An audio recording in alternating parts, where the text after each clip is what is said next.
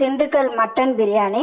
Mixie jar வச்சுக்கோங்க. இதுக்கு தேவையான அளவு ஸ்பைசஸ் சேர்த்துக்கலாம். இப்போ வந்து பவுடர் பண்ணிருக்கோம். கொஞ்சமா தண்ணி விட்டு நான் நல்லா பேஸ்ட் ஆக்கிறேன். சின்ன வெங்காயம் 100 கிராம் தோல் எடுத்து இதை வந்து நல்லா அரைச்சு எடுத்துக்கலாம். 3/4 கிலோ மட்டன் எடுத்திருக்கேன். இந்த குக்கர்ல சேர்த்தலாம். 1 டீஸ்பூன் அளவுக்கு இஞ்சி பூண்டு பேஸ்ட், மஞ்சத்தூள் கொஞ்சமா சேர்த்தலாம். அதே போல உப்பு கொஞ்சமா, 3/4 கப் அளவுக்கு தண்ணி சேர்த்தலாம். கலந்து விட்டுட்டு மூடி வச்சு மூடிடலாம். 4 விசில் விட்டாலே போதும். கொஞ்சம் அகலமான பாத்திரமா வச்சுக்கோங்க. 2 டேபிள் ஸ்பூன் அளவுக்கு நெய் சேர்த்தலாம். 2.5 டேபிள் ஸ்பூன் அளவுக்கு எண்ணெய் சேர்த்தலாம். தேவையான அளவு ஸ்பைசஸ் சேர்த்துக்கலாம். 2 பெரிய வெங்காயம். இந்த கொழுப்பு சேர்க்கும் போது பிரியாணி வந்து நல்லா வழவழப்பா டேஸ்டும் ரொம்ப நல்லா இருக்கும். வெங்காயம் வந்து இந்த அளவுக்கு நல்லா வதங்கி இருக்கணும். நம்ம அரைச்சு வச்சிருக்க சின்ன வெங்காயம் பேஸ்ட், 3 டேபிள் ஸ்பூன் அளவுக்கு இஞ்சி பூண்டு பேஸ்ட் நல்லா வதக்கிடுங்க.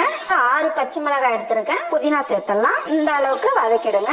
அரைச்சு வச்சிருக்க மசாலா சேர்த்துக்கலாம். இந்த அளவுக்கு எண்ணெய் தனியா திரிஞ்சு வரணும். அந்த அளவுக்கு நல்லா வதக்கிடுங்க. ஒரு 3 டேபிள் ஸ்பூன் அளவுக்கு கெட்டியான தயிர் நல்லா கலந்துருங்க. வேக வச்ச மட்டன் பாருங்க, ஒரு 2 நிமிஷத்துக்கு நல்லா வதக்கி விட்டுருக்கேன். 1 கப் அரிசினா 2 கப் தண்ணி சேர்க்கணும். நம்ம வந்து 1 கப் மட்டன் தண்ணி சேர்த்துட்டோம். 3 கப் தண்ணி சேர்த்துக்கலாம். தேவையான அளவு உப்பு சேர்த்துடலாம். அரை லெமன் ஜூஸ், பொடியன இருக்குன்னா கொத்தமல்லி. 10 நிமிஷம் நல்லா கொதிக்கிட்டோம்.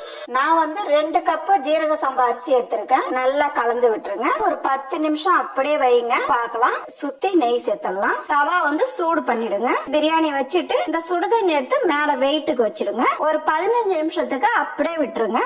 பாருங்க எவ்வளவு அட்டகாசமா இருக்கு பாருங்க.